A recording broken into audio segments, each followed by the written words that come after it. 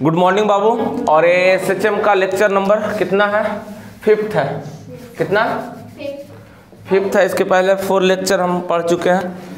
कल पढ़े थे पोटेंशियल एनर्जी ऑफ SHM का पोटेंशियल एनर्जी स्थितिज ऊर्जा। ठीक है, सब लोग देख लिए हैं इसको, कोई दिक्कत नहीं। आगे बढ़े हम। तो आज हम करेंगे कि 2 गो पेंडुलम लेंगे, 2 गो SHM में पेंडुलम लेंगे और उसके साथ एक साथ संयोजन कराएंगे। ठीक है, एक साथ क्या करेंगे? संयोजन करेंगे। मतलब 2 पेंडुलम लेंगे, एक पेंडुलम और एक पेंडुलम, दोनों को साथ में क्या करेंगे? संयोजन करके हम इसमें देखेंगे कि क्या क्या होता है। तो एक पेंडुलम है जिसका कुछ डिस्प्लेसमेंट x ले लेते हैं, x हमारा लेते हैं a sin ओमेगा t, और दूसरा पेंडुलम का हम डिस्प्लेसमेंट ले लेते हैं कितना? x2 हम ले लेते हैं, इसको a1 मान लेते हैं। ठीक है, a1, इसको a2 sin omega t plus phi. हम देखे भी थे कि 2 गो SHM लिए थे सर्कुलर मोशन में, देखे थे इस तरह से 2 गो देखे थे। इसको हम ओमेगा t लिए थे और इसको एक फाई लिए थे, देखे थे। इस तरह से समझ हम देख चुके हैं बाबू। जब 2 SHM और दूसरा a क्या है, इसका एम्पलीट्यूड a है और इसका एम्पलीट्यूड a2 है, और इसका फेज, दोनों का फेज डिफरेंस कितना है? फेज डिफरेंस कितना है? इसका ओमेगा है और इसका ओमेगा टी प्लस फाई है। कोई दिक्कत? इसको समीकरण 1 मान लेते हैं और इसको समीकरण 2 गो SHM है। सिंपल पेंडुलम में 2 गो SHM लगा है, दोनों को एक साथ संयोजन किए हैं, यानी दो सिंपल हार्मोनिक मोशन में क्या किए हैं? का संयोजन किए हैं, का एक साथ क्या किए? संयोजन किए। अब यहाँ पे एक चीज आपको पढ़ना है, प्रिंसिपल ऑफ सुपरपोजिशन, अध्यारोपण का सिद्धांत कहता है।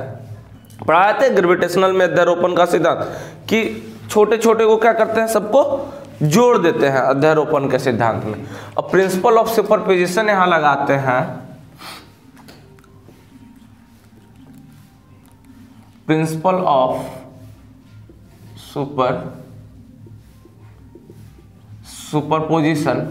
इसमें अध्यारोपण का सिद्धांत क्या कहता है कि सारे SHM को एक साथ जोड़ दो, x1 प्लस x2। नहीं, यहाँ क्या किए? समीकरण 1 को 2 से जोड़ने पर। ठीक है, क्या किए? जोड़ दिए समीकरण 1 और 2 को जोड़ने पर। ठीक है, अब देखो बाबू, समीकरण 1 a है, समीकरण 2 क्या है? अब इसका हमको निकालना है कि इसका एम्पलीट्यूड क्या होगा, फाइनल एम्पलीट्यूड क्या होगा, और फाइनल इसका फेज, कला इसको बोलते हैं। क्या बोलते हैं? कला, जिसको बोलते हैं फेज। इसको क्या बोलते हैं? फेज। इसको क्या बोलते हैं? आयाम। इसको क्या बोलते हैं? आयाम। इसको क्या बोलते हैं? आयाम, एम्पलीट्यूड। तो एम्पलीट्यूड और फेज हमको निकालना है, और फाइनल इसका रिजल्टेंट कितना आने वाला है, इसका रिजल्टेंट कितना। तो समीकरण 1 2 को जोड़ेंगे तो x बराबर क्या हो जाएगा? x1 a1 sin omega t plus a2 sin omega t plus phi. यहाँ तक कोई दिक्कत? यहाँ तक कोई दिक्कत नहीं ना हुआ बाबू? यहाँ पे आपको एक चीज दिख रहा होगा, देखो साइन, इसको a माने, इसको b माने। तो यहाँ पे एक फार्मूला नजर में आ गया होगा आप लोग से। क्या फार्मूला आ गया होगा? साइन a प्लस b का फार्मूला नजर आ रहा होगा। आ रहा है? इसको तोड़ देना, जब आ गया तो तोड़ दे। क्या होता है? Sine a into cos b plus है तो plus cos a into sine b। कोई दिक्कत? ये फार्मूला आपको दिख गया? तो x बराबर बउआ क्या हो जाएगा? a1 sine omega t plus क्या होगा?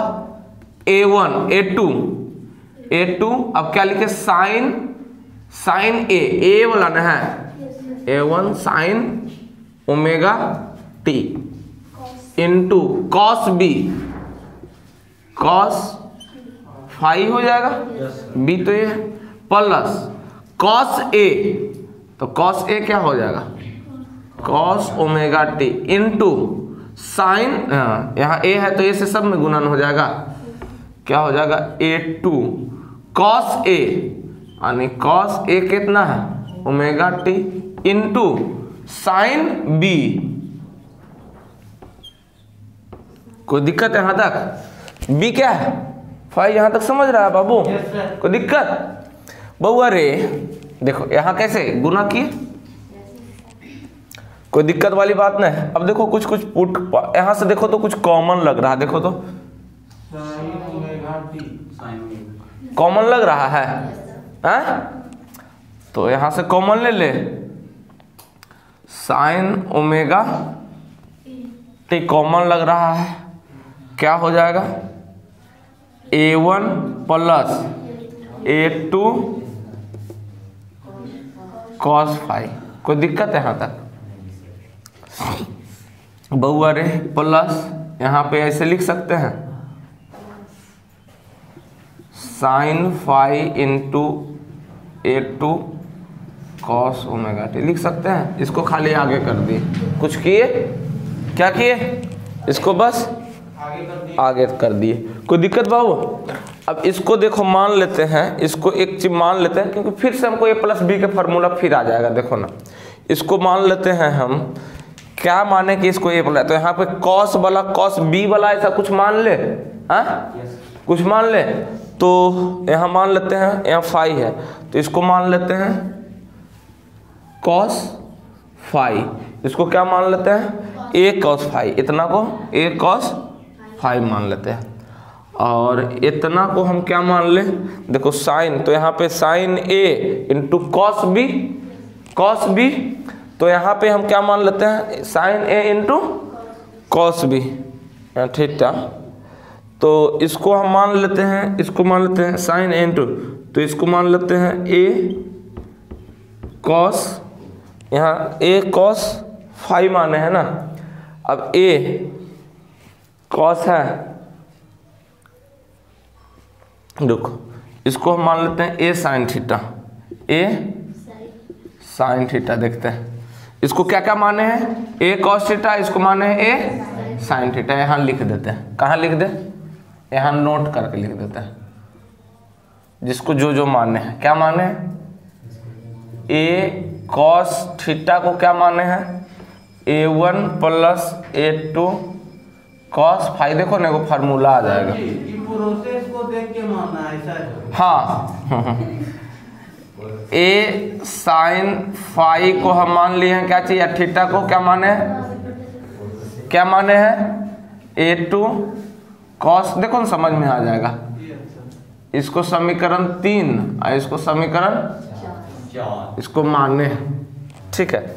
चलो माने हैं तो उसके जगह पे रख दो, x बराबर क्या होगा साइन ओमेगा टी इंटू ए कॉस फाई मान ली हैं, प्लस तो कॉस माने,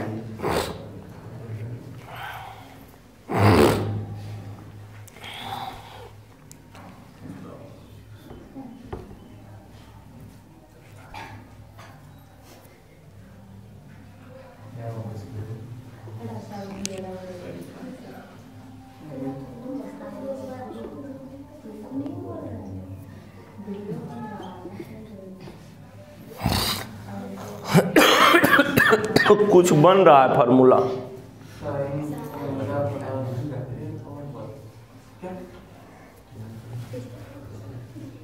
कुछ बन रहा है, कॉस ओमेगा टी को रहने देते हैं, इसको जानते हैं क्या, नहीं गलती हो गया, कॉस यहाँ पे कॉस चाहिए ना, तब ना कॉस साइन ए प्लस बी को बनेगा, यहाँ पे हम कॉस को बाहर रहने देते हैं, इसको ऐसे रहने दीजिए, चलो अब हो गया, हो जाएगा। अब इसको मान लो, क्या इसको मान लो A2 cos phi A2 sine phi को यहाँ A2 क्यों माने हैं? देखो A प्लस बी की फार्मूला लाने के लिए यहाँ ओमेगा टी, यहाँ फाई आ गया, फिर इसको माने हैं क्या चीज? Sine A sine theta into, ऐसे लिख देते हैं cos omega T into A sine theta. अब इसको सोचिए दो, देखो तो, अब देखो तो क्या आ रहा, देखो तो sine A into cos B into cos A into फिर से साइन ए प्लस बी बन गया, फिर से साइन ए प्लस बी बन गया। इसीलिए माने थे, इसीलिए माने थे, किस लिए कि यहाँ एक फार्मूला बना देते हैं। देखो यहाँ ओमेगा टी तो यहाँ ए मान लिए, तो sine A into cos B into cos A into sine B बन गया। कोई दिक्कत वाली बात? तो इसको हम लिख सकते हैं ए साइन, इसको हम लिख सकते हैं ऐसे x बराबर ए साइन ए प्लस बी यानी ओमेगा टी प्लस फाइव। कोई दिक्कत? कोई दिक्कत?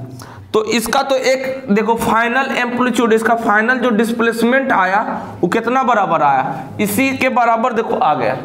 तो एक तो इतना निकल गया, एक तो इतना, पहले इसको निकालो, फिर हम इसका एम्पलीट्यूड और इसका फेज निकालते हैं। इसका एम्पलीट्यूड कितना होगा और इसका फेज कितना होगा।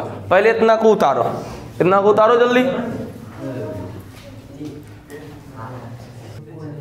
देखेंगे यहाँ क्या देखें, तो दो हम सिंपल हार्मोनिक, दो पेंडुलम को हम एक साथ संयोजन कराए तो क्या हुआ, इसका अब विस्थापन देखिएगा कितना हो गया, डिस्प्लेसमेंट क्या है, ये एम्पलीट्यूड इसका फेज, तो ओमेगा टी प्लस फाइव से थोड़ा आगे हुआ। ठीक है, ए निकल के आ गया, यानी दो पेंडुलम को एक साथ दुलाने पर क्या हुआ, संयोजन करने पर क्या हुआ, इसका omega T plus five phase कला जो हुआ उसका आगे हो गया, ये फेज क्या हो गया, क्या हो गया, आगे हुआ।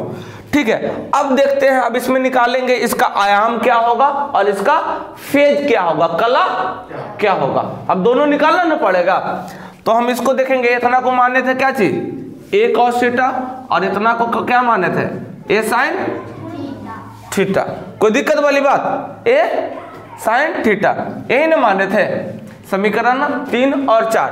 तो अब हमको निकालना है इसका एम्पलीट्यूड, तो एम्पलीट्यूड निकालने के लिए क्या करेंगे, देखेगा एम्पलीट्यूड इसका निकालना है। अब इसका क्या निकालना है, आयाम। अब इसका आयाम देखेंगे क्या होगा, अब इसका आयाम, अब जो निकाल आयाम देखेंगे और इसका कला देखेंगे। कला मतलब उसका थीटा, कितना थीटा से वो आगे पीछे डोलेगा। ठीक है, तो क्या निकालेंगे, एम्पलीट्यूड कितना दूर गया और कितना थीटा से जा रहा है, तो दोनों चीज निकालेंगे ना।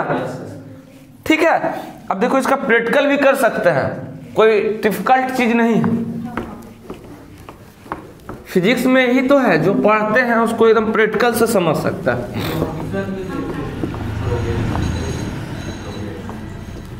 सब कर लेंगे। ठीक है, तो समीकरण 1 और 3 और 4, समीकरण 3 और 4 यही ना है। क्या करेंगे कि हमको इधर ए निकल जाएगा। देखो तो समीकरण 3 और 4 को वर्ग करके अगर जोड़ देंगे तो इधर साइड में ए हमको निकल जाएगा, sign square plus cos square 1 हो जाएगा। फिर वो किसके बराबर हो जाएगा, ए के बराबर हो जाएगा। देखेंगे तो इसको क्या किए, समीकरण 3 और 4 को वर्ग करके जोड़ने पर, समीकरण 3 और 4 को वर्ग करके जोड़ने पर लेफ्ट साइड वाला क्या है, ए स्क्वायर प्लस कॉस फाइव के स्क्वायर, ए प्लस कॉस क्या है, ए कॉस फाइव के होल स्क्वायर प्लस ए साइन फाइव के होल स्क्वायर। यहां तक कोई दिक्कत होगा। राइट साइड में क्या हो जाएगा, a1 plus a2 cos five के होल स्क्वायर हो जाएगा, प्लस a2 साइन फाइव के होल स्क्वायर। इधर देखो क्या हुआ, A square cos phi square plus A square plus sine phi square बराबर इधर क्या होगा, ए प्लस बी के होल स्क्वायर लग रहा है, तो A one square plus A square plus B square cos square theta phi A one square plus A one A square plus B square plus 2a1 a2 2ab हो जाएगा, कोई दिक्कत बहुआ रहा इधर plus a2 square sine square phi. देखो तो यहाँ a1 कॉमन ले ले, ए स्क्वायर कॉमन ले ले, ए स्क्वायर बराबर क्या हो जाएगा, cos square phi plus sine square phi. हल्ला समझ रहा है क्या पढ़ा रहा है? तो हल्ला काहे बोल कर रहा है? अब देखो कुछ कॉमन उमन लग रहा है कहीं से, कुछ कॉमन है तो कॉमन ले लेंगे।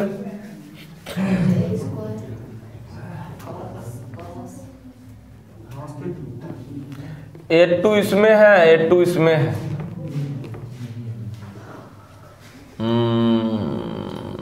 जैसे है वैसे भी रहने दो, देखते हैं।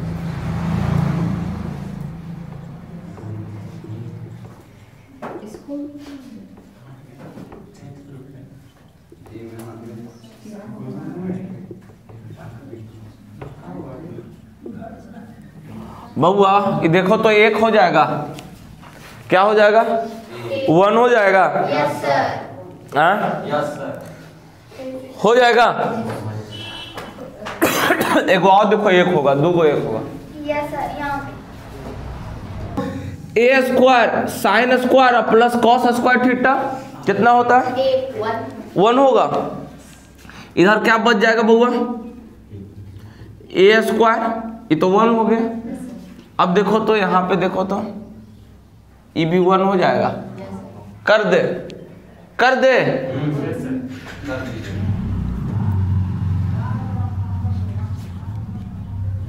A1 स्क्वायर एक ही जगह करके कर दे, प्लस A2 स्क्वायर को कॉमन ले लेंगे। ये देखो ये मिलके 1 हो जाएगा, sine square theta plus cos square theta 1 हो जाएगा। A2 स्क्वायर को क्या किए, कॉमन ले लिए, ये तो खत्म हो गया। ये टर्म बचा क्या चाहिए, 2a1 a2 cos फाई, यही ना बचा। यहाँ से आयाम क्या निकल के आ गया, a बराबर क्या निकल के आ गया, under root a1 square plus a2 square plus 2a1 into a2 cos। आयाम निकल गया, कोई दिक्कत वाली बात? यहां से क्या निकल के आ गया, एम्पलीट्यूड। देखेंगे रिजल्टेंट हम वेक्टर में भी पढ़े होंगे, a1 square under root a1 square plus a2 square plus 2ab cos theta. Resultant भी कुछ इसी तरह से। तो दो फेज लिए थे, दो गो पेंडुलम लिए थे, दो पेंडुलम लिए थे। अगर ये टोटल एगो ओमेगा टी, एगो क्या था, ये फाई था, तो इसके बीच का रिजल्टेंट, अगर दोनों के बीच का रिजल्टेंट इस तरह से कुछ निकलेगा, इसी तरह से कुछ लिखने का, तो ये क्या निकल गया, इसका एम्पलीट्यूड, आयाम। ये क्या निकल गया, आयाम निकल गया। ये क्या निकल गया, इस पे क्वेश्चन आता है, इस पे क्वेश्चन आयाम पे दो संयोजन करके आयाम निकालने बोलेगा, इस पे क्वेश्चन आता है। ठीक है, तो आयाम अब निकालना है हमको फेज, क्या कला, कि कितना थीटा से वो आगे पीछे हो रहा। ये तो कितना दूरी तक जाएगा, ये निकल गया। दो संयोजन को किए तो कितना दूरी तक, मध्य बिंदु से कितना दूरी तक वो डिफ्लेक्ट करेगा, कितना दूरी तक जाएगा, इधर कितना तो ये निकल गया। अब हमको थीटा निकालना है, कितना थीटा से। तो थीटा निकालने के लिए हमको क्या करना होगा, अब क्या करो, 3 और 4 को क्या कर दो, भागा कर दो। पहले इसको लिखो, आयाम लिखो,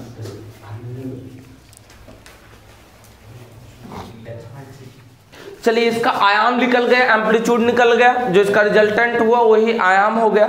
तो यहाँ पे दो संयोजन करके अगर उसका आयाम बोलेगा तो आप निकाल दीजिएगा। अब इसका ये फेज कितना थीटा से वो जाए, तो उसका फेज निकालना है। अब कला निकालना है। क्या निकल गया आपका? आयाम निकल गया, अब कला निकालना है। अब निकालना है क्या जी?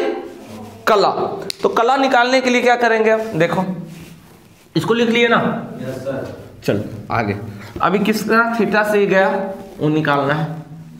बहुआ रे हम इसको देखो तो tan थीटा स्लोप होता है, वहां से थीटा का मान निकाल लेते हैं। जब साइन कॉस मिलता है तो इसको tan बनाने का कोशिश करते हैं थीटा निकालने के लिए, ठीक है। तो देखो ना, इसको हम उल्टी मान ले, 3 इसको 4, इसको 3 मानना चाहिए, इसको 4 मान लिखना चाहिए, कोई दिक्कत नहीं। तो 4 को भागा कर देंगे किससे? 3 से। 4 डिवाइड बाई 3। कोई दिक्कत वाली बात? क्या हो जाएगा बाबू? ए साइन थीटा प्लस ए कॉस थीटा बराबर क्या हो गया? A2 साइन थीटा, और इधर क्या हो गया? ए इन फाई है सब, phi. A1 plus A2 cos phi. कोई दिक्कत बउआ? देखो ये क्या बन गया? साइन बाई कॉस क्या बन गया? ए कट गया, ए तो ये बन गया tan फाई। यही तो फेज है ना। फिर ये क्या हो गया? इधर इसमें भी कुछ हो रहा है। A2 साइन फाई बटा A1 प्लस बाबू यहाँ से थीटा निकल जाएगा, फेज यही तो निकालना है ना। फिर देखो इस तरह से आपको वेक्टर में भी मिला होगा, इस तरह से आपको वेक्टर में भी यहाँ से tan हमको और भी इसको छोटा कर सकते हैं, लेकिन यहाँ से थीटा बराबर निकल जाएगा tan inverse A2 sine phi A1 plus ये मेरा कला इसका निकल के आ जाएगा। कोई दिक्कत? ये कला निकल के आ गया। कला में अंतर को कलांतर बोलते हैं, फेज डिफरेंस।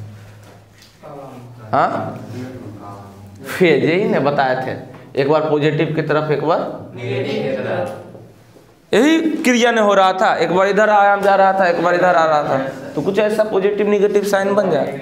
कोई दिक्कत? चलिए तो आज इतना ही रहने देते हैं, ठीक है। लाइक शेयर सब्सक्राइब करते रहना, फिजिक्स पूरा पढ़ा देंगे, सब लोग देखना वीडियो।